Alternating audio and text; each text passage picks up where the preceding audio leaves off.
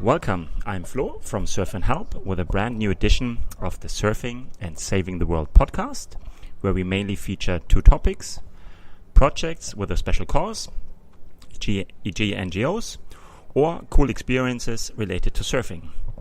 And today we are doing exactly the latter. We're really talking about surfing. I just got back from an amazing surf trip to Indonesia, and there specifically to West Sumbawa. So I want to also try a new format, which is not an interview like in the previous editions, but me giving a brief summary about the following topic: a surf trip to West Sumbawa in Indonesia, how to plan it, and why you might want to go there. As mentioned, I just got back. I originally had the plan to record this little summary right there on the beach, still in West Sumbawa. However, that didn't work out, so I'm now sitting on our terrace here back in Barcelona, still next to the beach, but unfortunately not anymore to these amazing waves over there, but to the flat Mediterranean Sea right now. Cool, so let's get started. First point: what are the actual reasons why you might want to go on a surf trip to West Sumbawa?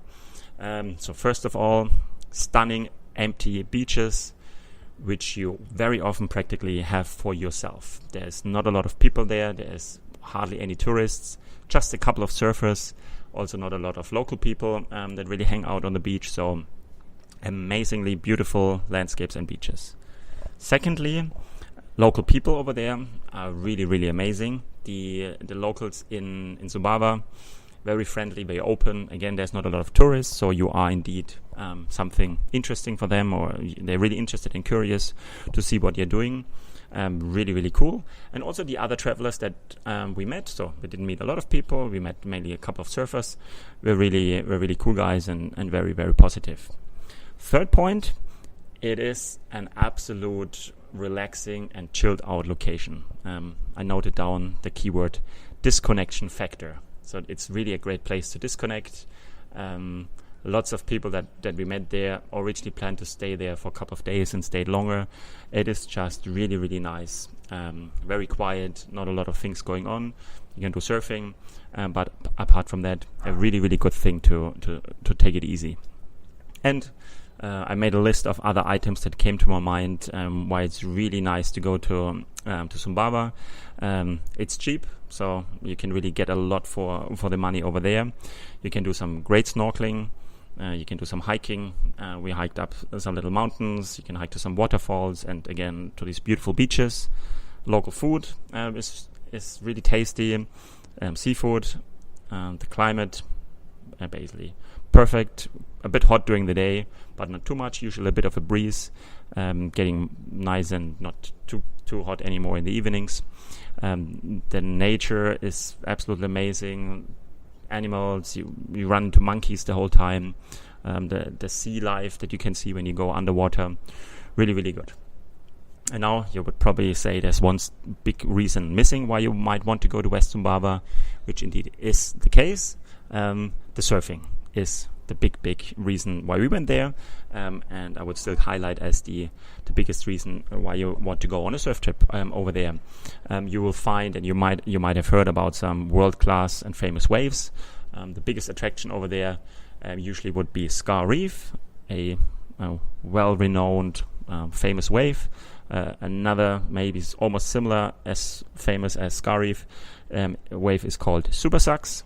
Yo-Yos is famous from a couple of surf movies, and of course there's a lot of other spots over there.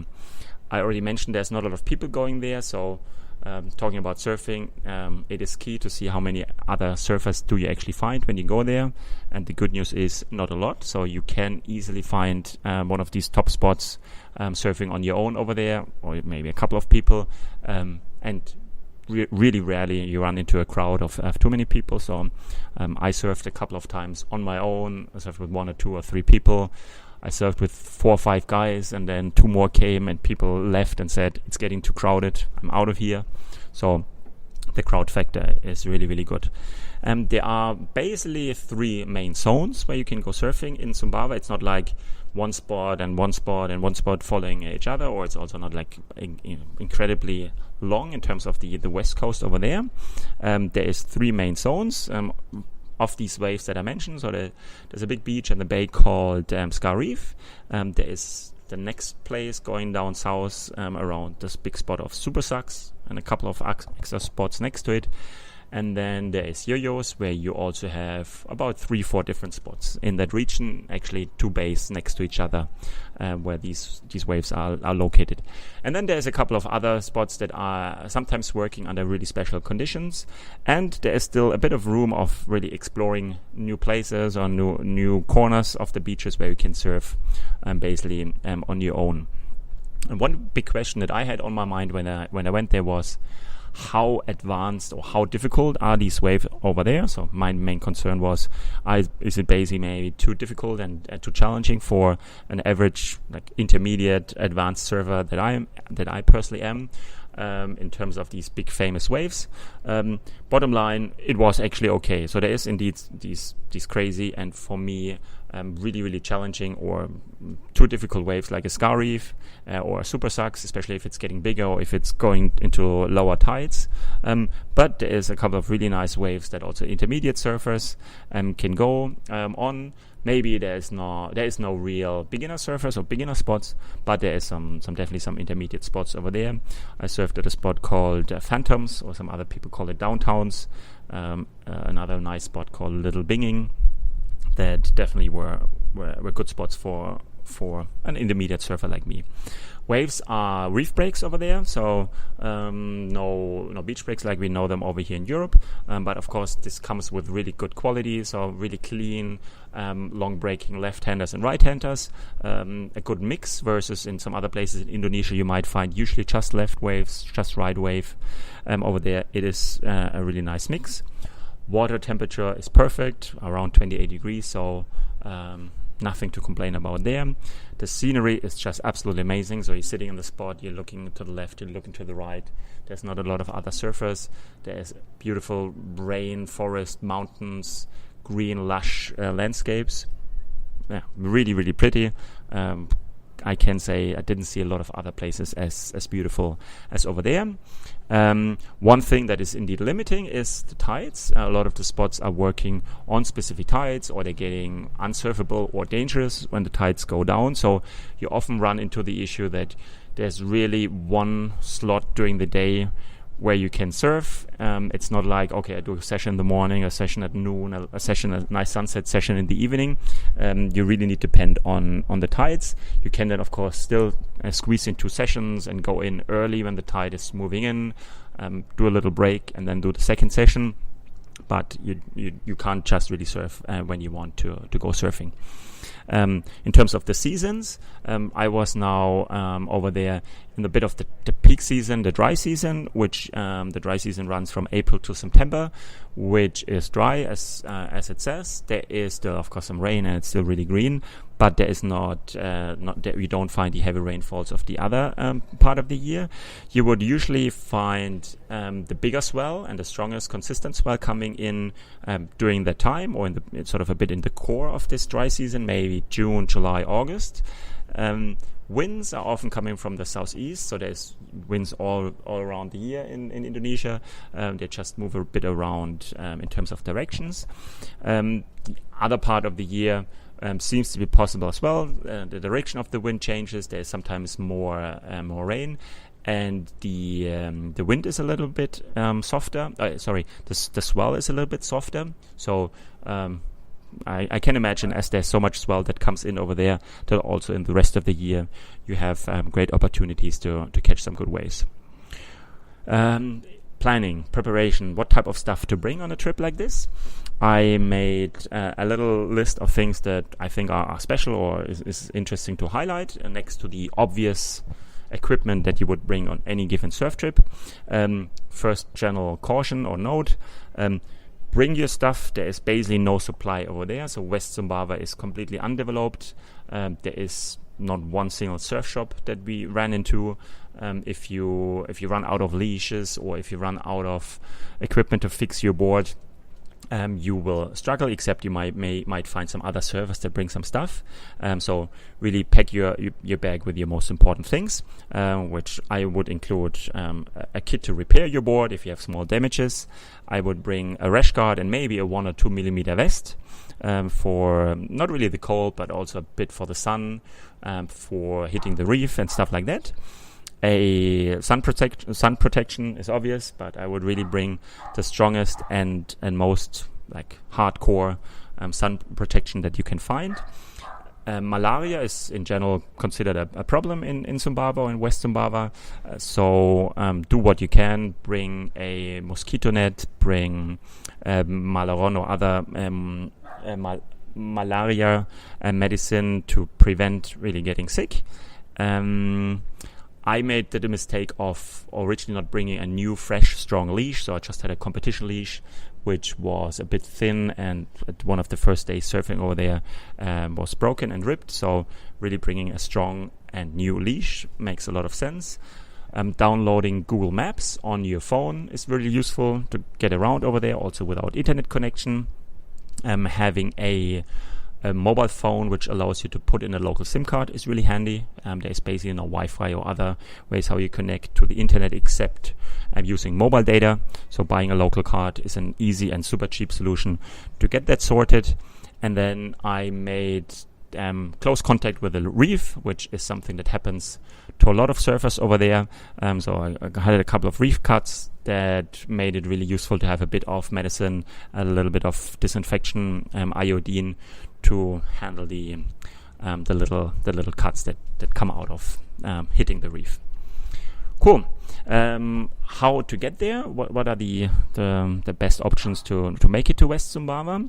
There is flights that go to Sumbawa, to a place called Sumbawa Besar. However, there's not a lot of flights. There's no international flights, and there's not a lot of options to really get there. The next international airport and more frequented airport is in Lombok. It's an airport called Sela Palang, which I will add into the show notes, where you have a bit more flight options getting there, meaning you are on the next island to Sumbawa, and in our case to West Sumbawa, so not too far away. So you basically could rent a car or you rent a motorbike to then make it to the east side of Lombok. Take a 90-minute to hour ferry that brings you over to Sumbawa, and then it's another hour drive to make it to the first surf spots. If you went all the way down to Yo-Yos, which might be sort of the last area of surf spots, it would take you about maybe 2.5 hours from the ferry, so not too bad.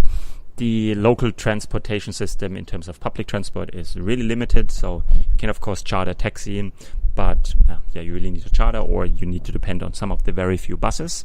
So I think it's really a good option to get your own transportation, so either rent a motorbike or a car, which I was personally a bit not really sure about if this is a great idea. How easy is it to drive over there? How is the traffic? How are the streets? How is the driving on the left? At the end of the day in Sumbawa, I found it's really easy, or it wasn't really a big deal.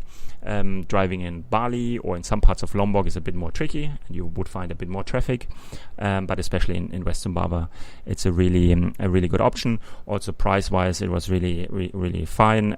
We paid about $30 per day for renting a car in Lombok, with then permission to also take it over to Sumbawa.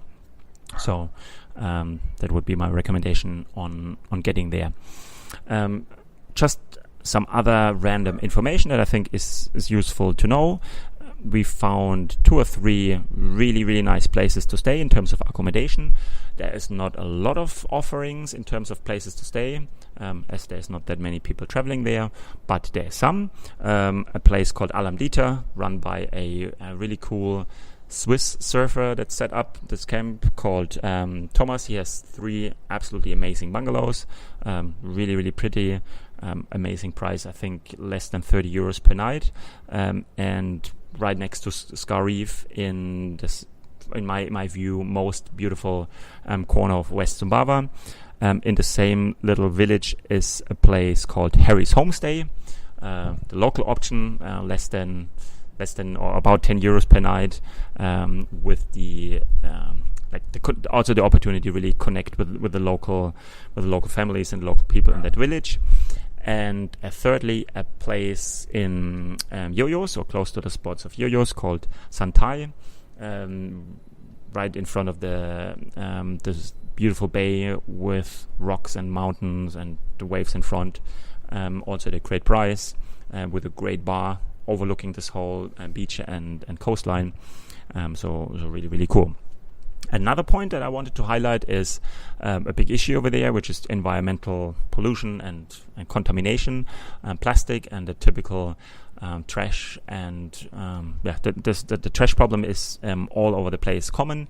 In West Sumbawa less than maybe in some other corners because it's more quiet and less busy, but obviously still the same problem. So do what you can to minimize.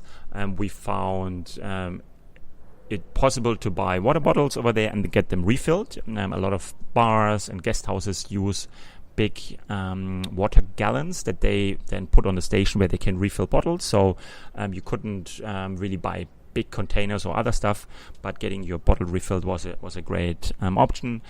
Trying to decline plastic bags where possible, and were at least two little steps that we could practice to do at least a little contribution to minimize the environmental impact over there.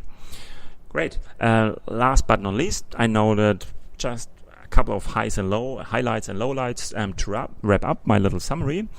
So in terms of lowlights or things that need to be considered when you travel to West Sumbawa. First of all, it is a long way to get there. There is no easy solution to make it over there, which of course is also part of the explanation why it's still so quiet over there. Secondly, infrastructure and any sort of supply or security that you would like to have is limited. So medical support is limited, infrastructure is limited in terms of just a couple of roads that are available. The guest houses that you would look for are really, really limited. So these are, of course, some things that you need to live with and come with this whole experience. And then last but not least, a important point for our trip as well is West Sumbawa is a Muslim country, so alcohol is not part of their culture.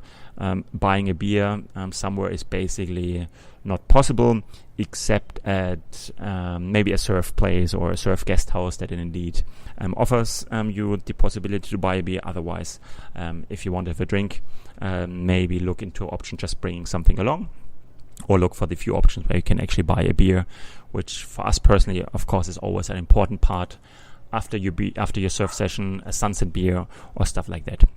Cool. In terms of highlights, maybe also here to mention at least three little points. The bay of Scar Reef next to this town called Jalenga. I mentioned it's really relaxing. Disconnection factor, 10 points out of 10. Beautiful green beach, mountains of rainforest in the backdrop. Absolutely amazing. The surfing was great. Of course, had high expectations of going on a surf trip to Indonesia and then to Sumbawa. But indeed, it was great. Some amazing, really, really good waves for an intermediate advanced surfer like me. So definitely the second big highlight. And last but not least, the people we met over there, the locals that we got in touch with, were really, really nice. Great. So far, this little special edition on how to organize a surf trip to West Sumbawa in Indonesia and why you might want to go there. I hope I inspired the one or the other of you to think about going over there. I think it is definitely a great choice. Thank you for listening. I hope you enjoyed this new format and this new edition. If you have any sort of feedback, please go on surfandhelp.org. On the contact section, send us a message. And with that, thank you. Bye-bye.